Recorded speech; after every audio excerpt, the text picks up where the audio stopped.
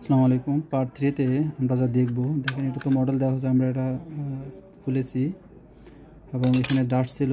দেখেন ডাস্টগুলো আমরা রিমুভ করছি। সো ডাস্টগুলো পরিষ্কার করার জন্য দুইটা মাধ্যম হলো, একটা হলো এই যে ছোটো ব্রাশ, একটা হলো বড় ব্রাশ।